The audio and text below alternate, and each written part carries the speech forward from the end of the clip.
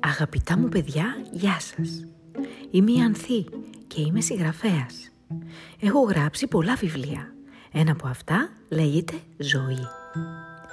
Σε αυτό το βιβλίο ένα κορίτσι κάνει μια βόλτα στην παραλία της Θεσσαλονίκης. Θαυμάζει τα γλυπτά και τα μνημεία και παίζει φλάουτο.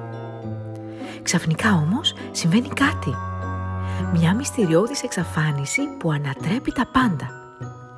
Δεν θα σας πω τι συμβαίνει, θα σας προτείνω όμως κάτι καλύτερο. Έναν διαγωνισμό φωτογραφίας. Σας αρέσει να ζωγραφίζετε? Σας αρέσει να βγάζετε φωτογραφίες? Σας αρέσουν οι βόλτες στην παραλία? Αν η απάντηση είναι ναι, είμαι σίγουρη ότι μπορείτε να συμμετέχετε και μάλιστα είμαι σίγουρη ότι θα κερδίσετε αυτόν τον διαγωνισμό. Είστε έτοιμοι για να σας δώσω τις οδηγίες για τη συμμετοχή σας? Πρώτο βήμα.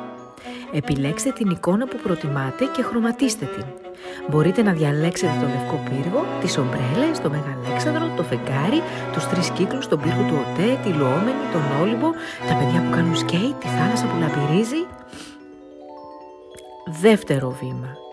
Κάντε μια βόλτα στην παραλία με τους γονείς σας και τραβήξτε μια εφάνταστη, αστεία, εμπνευσμένη φωτογραφία μπροστά στο γλυπτό, το άγαλμα ή το μνημείο που ζωγραφίσατε, κρατώντας το έργο σας.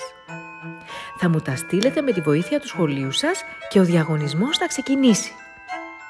Την ημέρα που θα επισκεφτώ το σχολείο σας, θα θαυμάσουμε όλοι μαζί τα έργα σας. Την ίδια μέρα θα σας παρουσιάσω αυτό το βιβλίο. Θα παρακολουθήσουμε την ταινία και θα παίξω μουσική. Θα προβάλλω τα έργα σας με κινηματογραφική προβολή και όλοι μαζί θα διαλέξουμε τα καλύτερα. Είμαι σίγουρη ότι όλα θα είναι υπέροχα. Ανυπομονώ να ανακαλύψω το ταλέντο σας.